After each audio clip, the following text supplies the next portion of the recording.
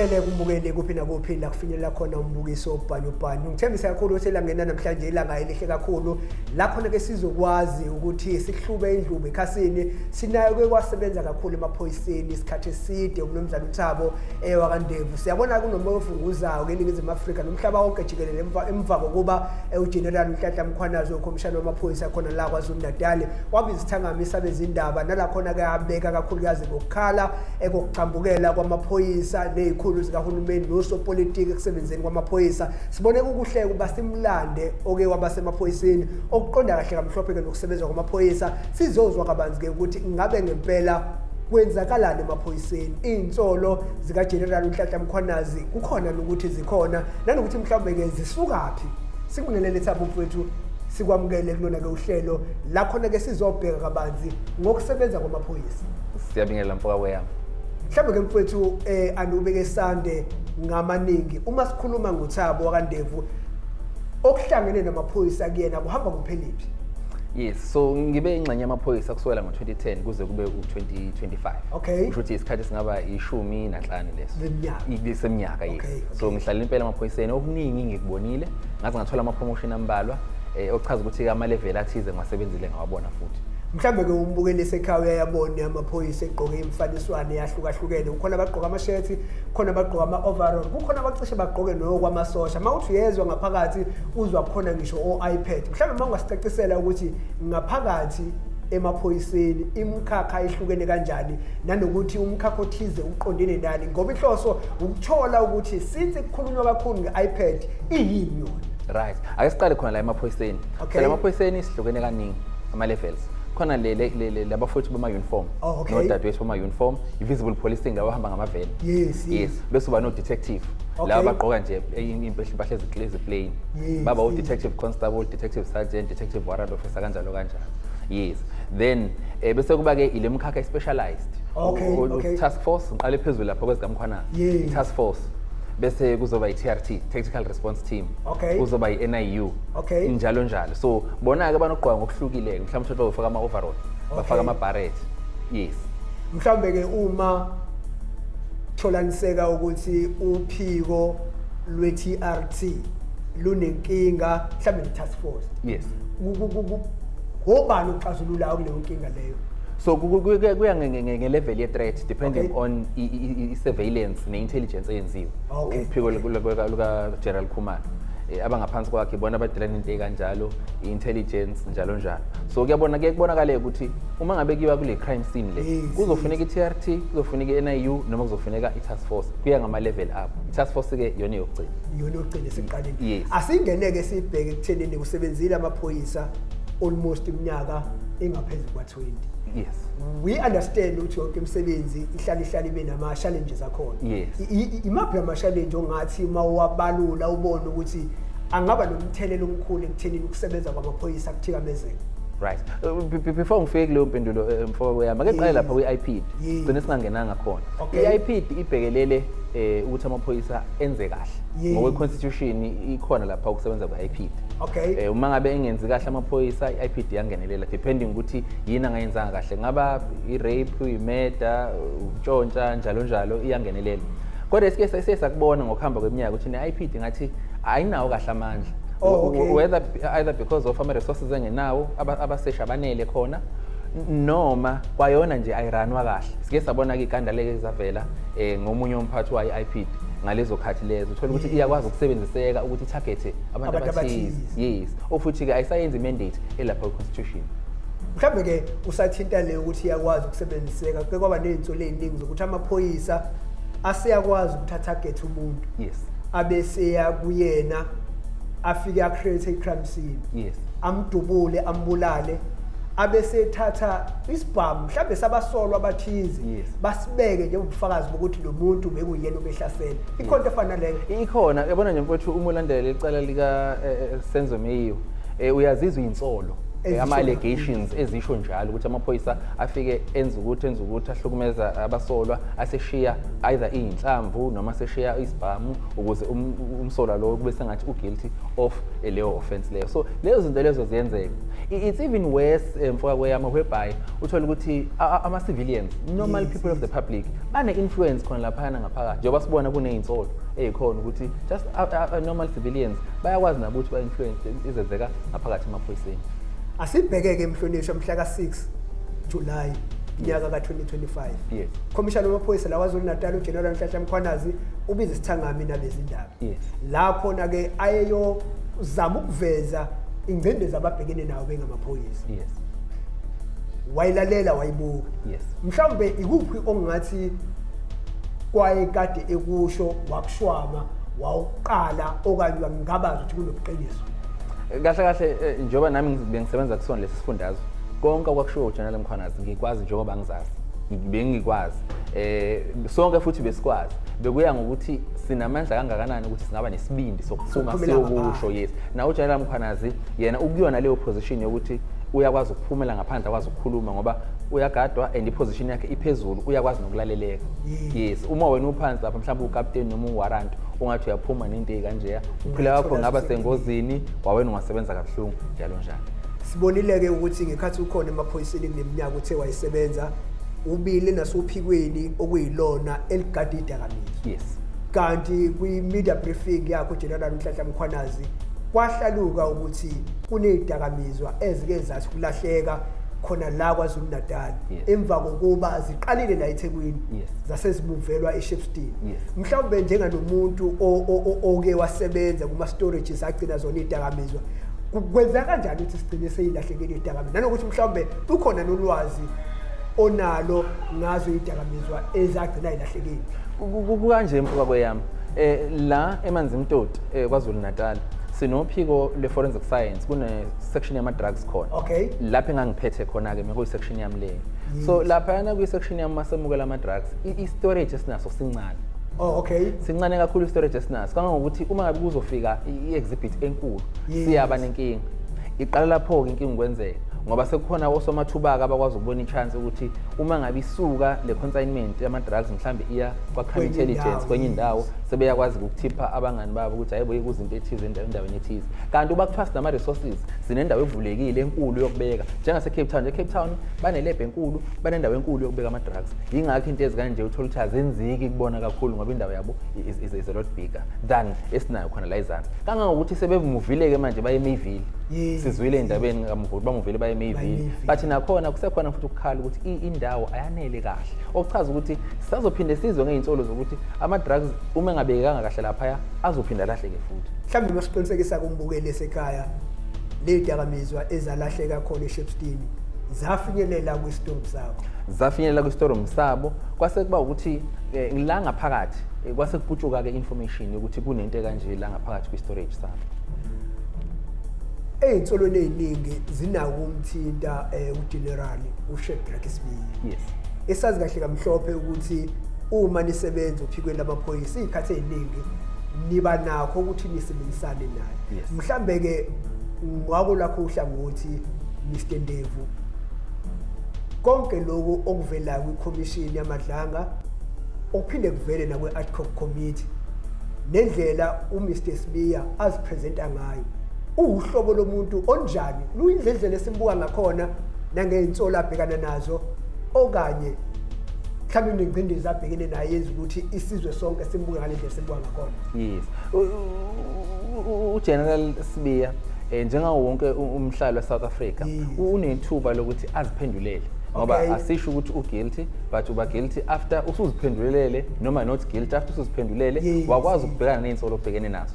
Now siyibonele sonke ke njengeNingizimu Afrika inkathi iphendulela kwa committee nenkathi iphendulela kwamadlanga commission ukuthi engathi kukhona la obeceka khona akakwazanga uqinisa amabhodi ukuthi cha ukuthi nokuthi so manje lezo nsolo ke zisaseleke nayo ukuthi usabhekene nazo ukuthi aphendule ukuthi ubudlelwane bakhe foreign ngokwesibonelo noMatlala bahamba bafike. Yes, ngoba into emshaye kakhulu uGeneral Sibiya ubudlelwane ayinabo nabantu abasolekayo.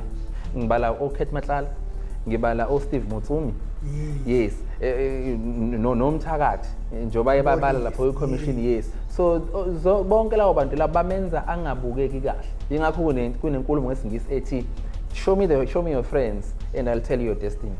so ushawe lokho nje uGeneral Sibiya ukuthi abangani ayihlanganisa nabo nanokuthi ke masefanele aphendule lapha kuma commission akaphenduli ngokugculisayo okwenza ukuthi kubonakale sengathi umsulu okwenza ukuthi ubonakale ukuthi umsulwa yes mhlambe ke siphinde sibheke yakhe so buyela lokuyena uGeneral Nhlanhla Mkhwanazi sibuyele nje nakumaphoyisa eziholi ngenxa yokuthi ke sesikhathini la eNingizimu Afrika umhlaba wonke uyibhekile emva kwekhomishane eqhubekayo ukuthi mhlambe hleze iziphumo zayo ikhomishane kaMadlanga naye adcock mase behlanganisa umbiko nezethulo umongameli ugcine ehambe wafinyelela uShadrack Sibiya ngiyazi ukuthi uyogcina kusiza ekuthenini akusayinele incwadi yakho yokuthi usuyasula emsebenzini yes yini ebiyenza ukuthi ugcine sewufinyelele kuyena uShadrack Sibiya yes ngiyajabulela umbuzo wakho mvuka kweyami unfortunately enye yezinto eziyiproblem emaphoyiseni iyona icorruption okay nokungenzi kahle abantu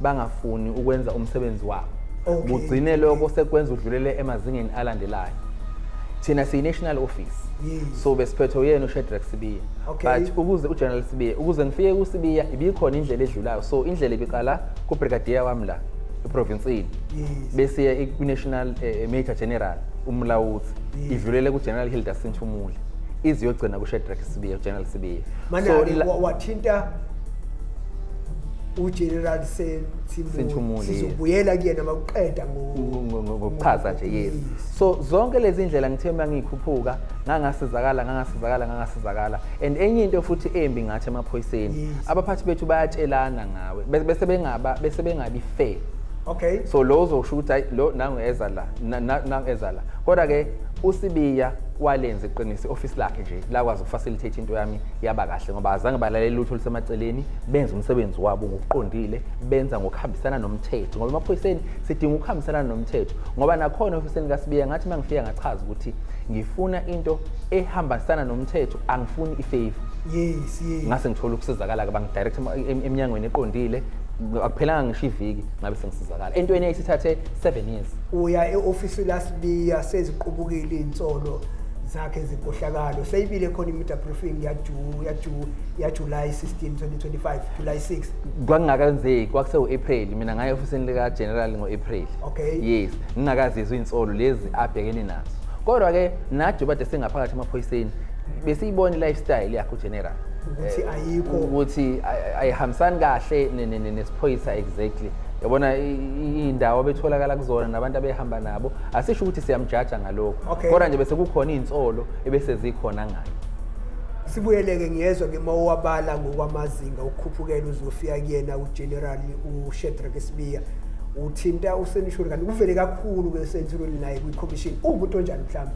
uGeneral Senthumule nje ngamchaza njengokuthi ukuthi ngizama igama lesizulu elihloniphisayo but umuntu ongakwazi ukumela iqiniso umuntu ongakwazi ukumelana umuntu ongakwazi ukumela iqiniso maqhamuka mina Mr Kweyama uzosho lokho okuvumelana nami maqhamuka wena asho lokho okuvumelana nawe njalo so akasebenzi ngokomthetho uzama ukusebenza ngama favors ukuthi uma ngiqhamuka wena ngikwenzela le favor qhamuka wena ngikwenzela le favor akasho ukuthi abe fair athi no mina umthetho uthi ngisebenza kanje njengabanye oGeneral usibuyeleke khona la kwaZulu Natal uGeneral uNhlanhla Mkhwanazi ukhomishana wamaphoyisa khona la kwaZulu Natal okuyena umuntu oqala umakhulumela amaphoyisa khona la kwaZulu Natal abanye njengoPaul Osiveni uke wamsola kwelokuthi uyisigebengu yes mhlawumbe ungaphawula uthini kuloko yeah so ake ngiqale nje ngikhulume ngayo uGeneral Nhlanhla Mkhwanazi yeah uGeneral Nhlanhla Mkhwanazi is very accessible angisho ukuthi mhlambe ngiyampromote ngiyazi ukuthi uGeneral Sibiya ke wakhala ngokuthi sikhuluma kahle ngoGeneral Mkhwanazi uGeneral Mkhwanazi is very accessible abanye oGeneral they are not very accessible ugcina nje uvimbeka lapha ko chief of staff onkabinde babo ugcina ungafika ngaphambili kanti kuMkhwanazi yakwazi mina nje kaningana ngikwazi ukukhuluma naye uGeneral siqu sakho naye siqu sami naye avume nje sixoxe impela angidirect futhi anginikeze neadvice ake ngimuvele kwipoint lelodwa solibeka lika Paul Sullivan is a very dodgy character ngicabanga ukuthi simbone kakhulu kwi-ad hoc committee indlela kade enza ufuna i-special treatment yes akayiboni lingana nathi sonke la eSouth Africa ngokwezinga ukuthi we are all equal before the law yena fanele kube nemithetho yakhe ekhona wathi qala njengena kwi-commission obe eyitshela ukuthi ufuna ukubuzwa yena agcinile akazi kwaba political parties angafanele ambuze. Yes, awukwazi ukuthi ungathi umhlali waseNingizimu Afrika njengoba naye sewumhlali waseNingizimu Afrika ungaphansi kwe-constitution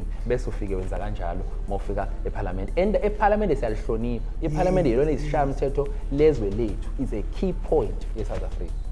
Kwakuvela ke namagama o-career policemen. Mhlambe kuba nomthelelo ongakanani kwi-deployment yomuntu emkhakheni wezamaphoyisa, because ke khathi kuqhubeka ikhomishani kwakubuye kuvele ukuthi uGeneral Nhlanhla Mkhwanazi la ekhona ukhona ngokwethukuthuku zakhe. Makuthi kuyalandelela uShadrack Sibiya bebuza ngelo ukuthi banayo lona competence, cha bathi abanayo. Iba namthelela muni indaba ye-deployment ngaphakathi embuthweni?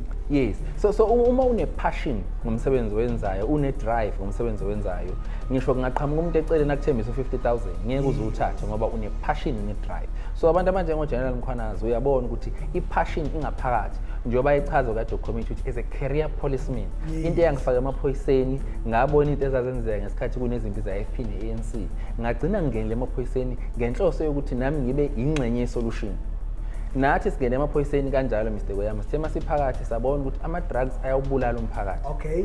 So ngangikhulume ngami nje ngazinikela ukuthi ngizofundisa umphakathi ngama-drugs, ngihambe yonke i-province. Ngihambe ngifundisa amajaji, ngifundisa abafundi, ngifundisa amaphoyisa amanye njalo njalo, ngoba bekuyi-passion ebenginayo. Ngisho kuthiwa beku-10 hours 7 hours bengingabali. So kuba i-career policeman kusiza ekuthenini ngisho kuthiwa kuvela ama-influence akhona emaceleni angakuthonyi kalula njengoba abanye bo-general okanye abanye bozakwethu kuye kwenzeka kubo.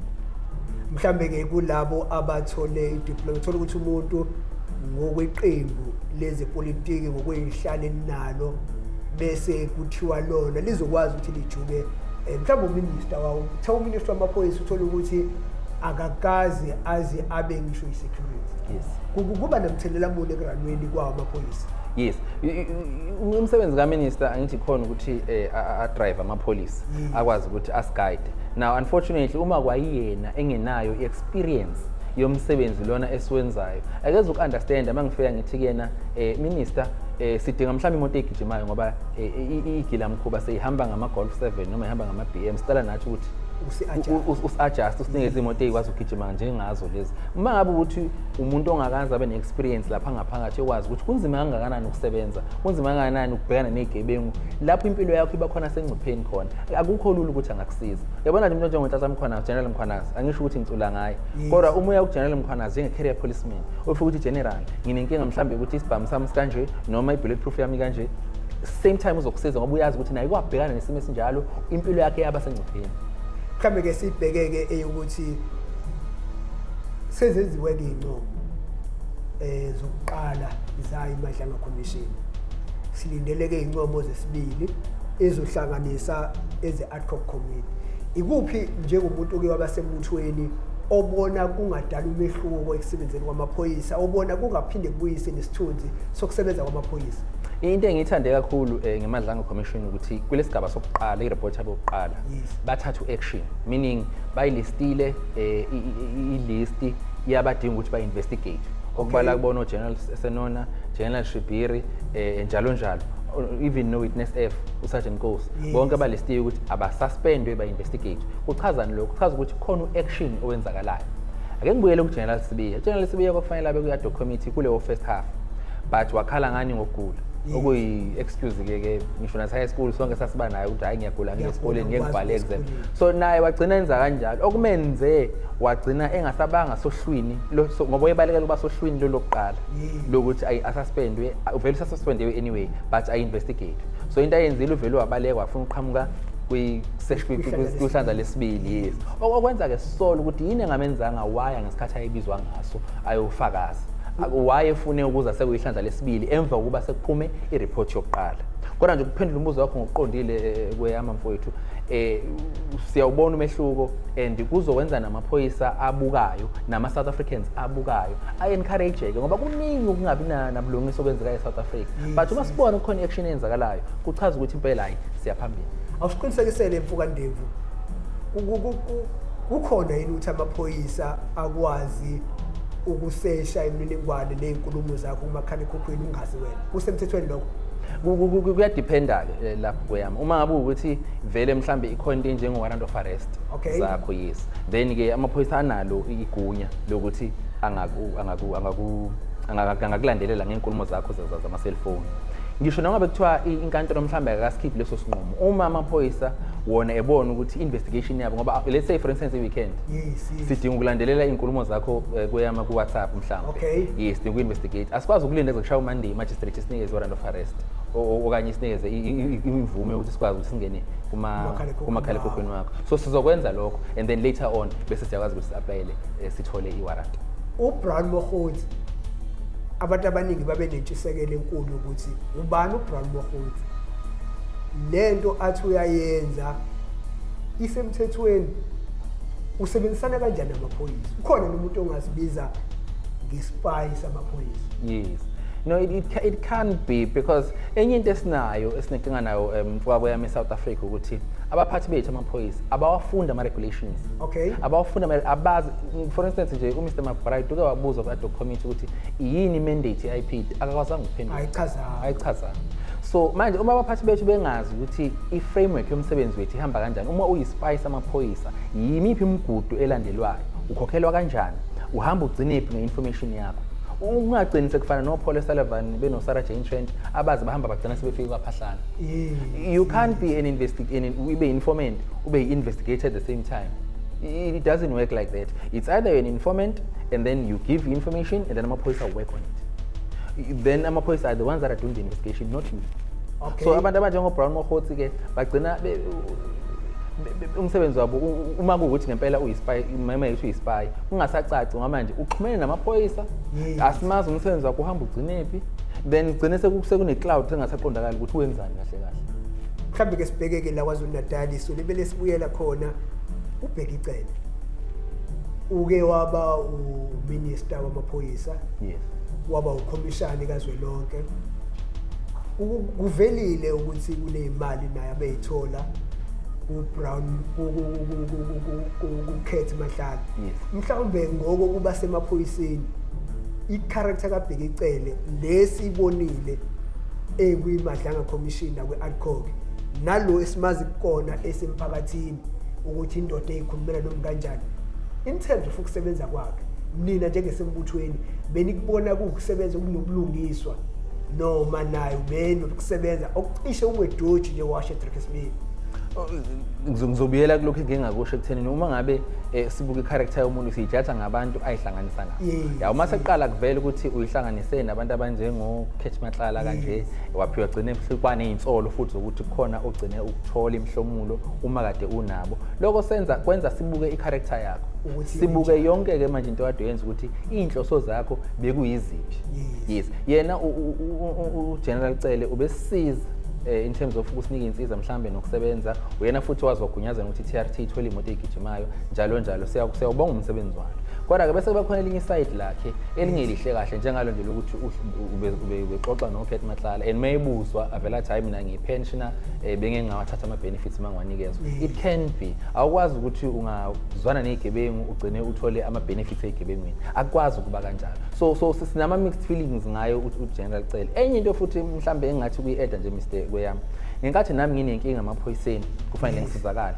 ngama-approach uGeneral Cele but akangisizanga so lokho kuchaza ukuthi naye ipassion yomsebenzi naye behamba hambe naye ingabi khona ngoba if uqhamuka iphoyisa lithi ngicela ungisize nakho sengibhekene nokuhlukumezeka iminyaka u7 ngicela ungenelele general then angangisizi then nami ngiyaqala ngiquestion ukuthi ipassion yakhe ngomsebenzi ngayo ihambe philile seyena ekuhlukaniseni kwe-career policy nalo deploy. Absolutely, because ngathi manga-approach i-office likaMkhwanazi langisiza fast lona kuwukuthi ke lalingenawo amandla ukuthi administratively lingenzele liqhamukele ne-solution but kodwa wawubona ukuthi laphayana uyi-ofisini ozothola usizo njengamanje.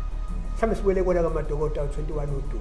Yes. Siyazi-ke ukuthi iNingizimu Afrika kuko konke wakhulunywa uGeneral Nhlanhla Mkhwanazi okwenze abantu basukumela phezulu nomongameli ngaleso sikhathi wayeseBrazil wathi mayebuya wabesememezela ukusungulwa kwekhomishani wabesesuspenda uminister uSenzo Mchunu. Yayinkinga enkulu la kubona amadokotela 21. Mhlawumbe ngokukhuluma nangokwazi ke kwakumele namadokotela asuke KwaZulu-Natal. kahle kahle nje sizoligcizelela iphuzu ngoba South Africans amaningi vele aseyalazi iqiniso. Kahle kahle ukubizwa kumadokotela 121 ebizwa uGeneral Sibiya. Kwakungekhona ukuthi kufuneka wonke lamadokotela 121. Kwakubhekwe leli likaKateso Molefe lika Amanswati. Yilona elenza agcina eza wonke amadokotela. Kodwa babengenandaba nabanye ama-case. Nansi case abezama ukuthi igcine iPKTT ingafikelelanga kwi-end yayo. Igcine liphelele emoyeni. But ke ngesibindi sika witness A no witness B I think lapha kuMadlanga benza sure ukuthi le dokotela liyaqhubeka investigate njoba namanje uKateso Molefe umnumzana Molefe ebhekene namacala. Mhlambe ke ngokwakho nje ukuvulelekile ngiyazi ubile semuthweni wamaphoyisa usungumhlali waseNingizimu Afrika. Yes. Yizeke isifungo sokupholisa asipheli. Yes. Kodwa usungumhlali waseNingizimu Afrika unaligunya lokukhuluma njengonomhlali. Yes. Sibheke ukuthi ngokwakho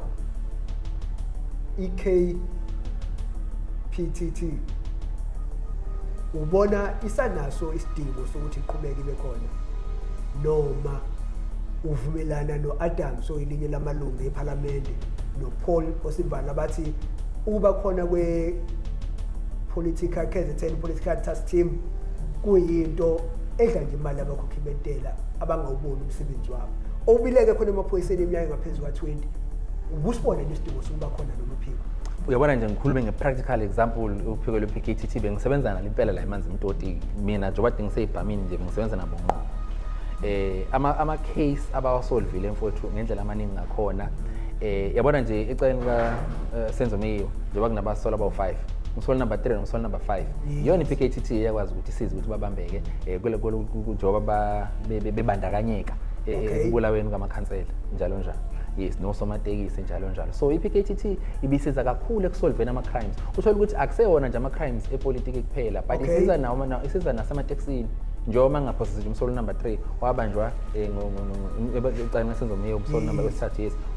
I-case yakhe yayihambelana nasemateksini. But yagcina ilinkeka nezinto ezenzeka ngapha kwaPKTT. So iPKTT ibisiza kakhulu and igcina iPKTT ingena emakhosini. Ukubulawa kwamakhosi. Igcina isiphakathi nawo isisolve ama-case okubulawa kwamakhosi kulo likaMthaniya. So iPKTT isize kakhulu and namanje njengoba siya okhethweni nje lohulumeni bendawo siyadinga futhi ukuthi iPKTT iqhubeke ibe khona ngoba phela siyazi ukuthi osopolitiki masifika lezi khathi impilo zabo ziba sengozini sizasengozini. Asibheke-ke nane thinte nendaba ke bale kakhulu ukuthi uke wasebenzisana nayo iPKTT. Usophikweni elibhekelele ibhanga. Yes.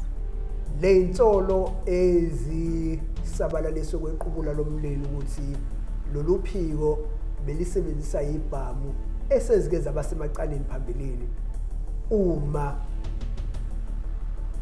lifuna ukwenza uhlelo lokucisha ubufakazi lithola zona bese liyahamba liya kwe-crime scene isibhamu esike sabasemacaleni sibekwe eduze kwalosu esedubuliwe bese kuphuma istatement sokuthi umsolwa uyena odubule eqali wabhekisa emaphoyiseni njengomuntu owazi ukusebenza ngesibhamu noke waba ke sethimbeni elibhekelela zona ibhamu ingaba khona into engathi isibhamu somuntu omsolwa silinkwe namanye amacala. Yes.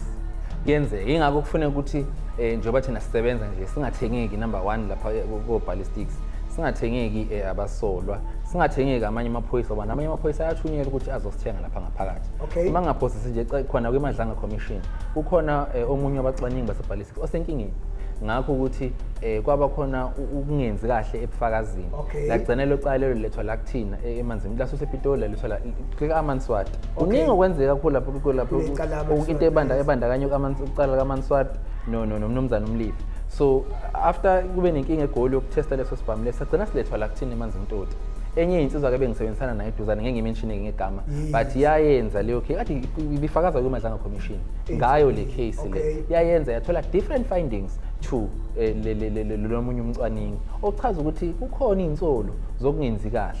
So nazo ke ibhamu lezi kuyakwazeka ukuthi uma ngabe uyiphoyisa lingathembekile ngoba isibhamu okubalekile kakhona ibarrel. So uma ushintsha nje ibarrel uyifaka kwesinye isibhamu let's say le barrel le isecaleni elithize idubule kwashona othize yes uma ngikhipha le barrel mhlawumbe ngixhumana kwesakhe isibhamu sekungaba sengathi ilesi sakhe esenzele umonakalo ngoba isibhamu nesibhamu sine fingerprint la kwi-barrel. Uma iphuma inhlamvu ayiphumi straight, iphuma izungeze, uma iphuma ithinta ibarrel iphumela ngaphandle ishiya leyo mark leyo fingerprint leyo. That's why ikwazi ukuthi amacala solveke ngebarrel nanehema lapha ngemuva mayishaya. So abacwaningi basebenzisa leyo mniningwane leyo. So uma ngabe leso sibhamu leso mhlambe sihambe sonke ngokwaso sayoplantwa kumsolwa sekuyinkinga kamsolo or mhlambe kukhishwe ibarrel ingakho nathi amaphoyisa besifundisa ukuthi ngisho wenziwe inspection uma umphathi wakhe efike ethi ucela ubona isibhamu sakho uzomkhiphela ibarrel umnike isibhamu sibe ngakuwo then akubuyisela ibarrel umnikeze isibhamu ibarrel isale ngakuwo ingabukhona ukushintsha okwenzakalayo ngoba ngenza ukuthi ubufakazi bugcine ke sebudla wena uthatha ayihlambe uyosebenzisa ngeenhloso zakhe mhlambe ke sibheke ke sesisonga ukuthi kumhlalo waseNingizimu Afrika oneqhala lokuthi sithembele bona amaphoyisa ukuthi yiwazi umthetho kodwa kubukeka njengamanje inkombe ezinkulu sikhombisa ukuthi ukusebenza kwamaphoyisa kudala ungabazali mhlambe ikuphi ngakuqinisa idolo kumbukeli we-BMK into production ekuthenini lisekhona ithemba asekhona amanye amaphoyisa asakwazi ukuthi udaba alilandelele phinde futhi sibheke nokuthi umuntu ebone ngathi icala liyabambezeleka ikuphi ekusuke kufanele akwenze because kuyenzeka uthola ukuthi umseshi usibanibani ophethe icala lakho mawuthi uyakuyena umseshi usibanibani akubikele izabantu maningi amadokoda apha eMomo kuze kuphele 3 years ungasitholi isisombululo mhlambe ke kumbukeli ukumcebisa ikuphi angasizakala ngakho ake siqale mhlambe ekusebenzeni kahle kwamaphoyisa asekhona umphoyisa asebenza kahle okay ngikhumbula nje nami ngisakhona la embuthweni ngangeke ngicelwe ikhansela la eToti emanzi eMtoti ukuhlanganisa no station commander bakhona ukuthi ngifike ngizo-interpretela i-CPF yaseLufu mayifikile izobeka inkinga zayo zibhalwe phansi kube yi-meeting enama minutes and point by point kube ukuthi sizoyisolva kanjani inkinga. Ngikhumbula nje enye inkinga okuba ukuthi izingane mayidinga ukucertifyelwa azinayo imali yokugibela zize la emanzi eMtoti izocertifyelwa kanjani kube ne-satellite ezoba khona eLuvu ezokwazi ukuthi izingane zikwazi ukusizakala khona nge-certification. So lokho kungiqinisa idolo ukuthi asekhona amaphoyisa asenayo leyo nto leyo ukuthi they are career police officers, they want to do the right things. Bese ke enye ke esibuyishayeke ilento yokudembeselayo kwamaphoyisa. Uthola ukuthi mhlambe uyahamba uyobika icala lakho uthi hayibo naku nginecala likanjena sekuphela isikhathi esingaka alenziwe station commander angakusiza. Udlulele phambili njoba nami ngiyivictim yaloko ngokwe case yami webhayi ngaya kukhomana na commander wami ngangisiza ngaze ngawufika ngishona kulunga leParliament Ian Cameron ngiyobika ukuthi naku nginenkinga nakhona ngingasizakala njoba ngagcina ngisizakala eofisini leka General Sibiya. But ngizama ukuthi South Africans noma ngabe kuthiwa kuyenzeka lokho kuwena but ungalilahli ithemba uloku uqhubekele phambili likhona iphoyisa ozofike kulona ligcine likusizile whether njengomkhwanazi mhlawumbe njengayo uMasemula but kodwa ungagcina ufikile umazi kanjalo la ungafike usizakale khona. Mfowethu sibonga kakhulu ngethuba othe walupha umbukeli akwazi nje ukuthola ke ukuthi kwenzakalani emaphoyiseni ungabe ukuthi siyaphila eNingizimu Afrika sithembele emthethweni ongathembekile okanye sithi umthetho awuthembekile kanti abantu abathize abangathembekile emthethweni umthetho umile unjengobunjalo abantu ke uthola ukuthi bayawuphula umthetho. Sibonga kakhulu Mhlonishwa. Sibonga BMK Productions. Right ke isikhathini sethu samanje siguqisa lapho inkulumo yethu yelanga lanamuhla la khona sikade sinake uThabo wakaNdevu ongomunye wabasebenza iminyaka engaphezulu kwanga-20 esebenza kona embuthweni wezokuvikela amaphoyisa la khona ke besophikweni kakhulukazi ke libhekelele idakamizwa elibhekelele izinto eziningi ngoba usebenza emkhakheni eminingi kakhulu besizozonika banzi ngokusebenza kwawo amaphoyisa emva kokuba uGeneral Nhlanhla Mkhwanazi ngoJuly 6 ongonyaka odlulile wakuveza kwasobala ukuthi kunokuqhambukela kosopolitiki osomabhizinisi nezikhulu zamaphoyisa ekusebenzeni kwamaphoyisa okwenza ukuthi kungasebenzeki kahle. Siyabonga.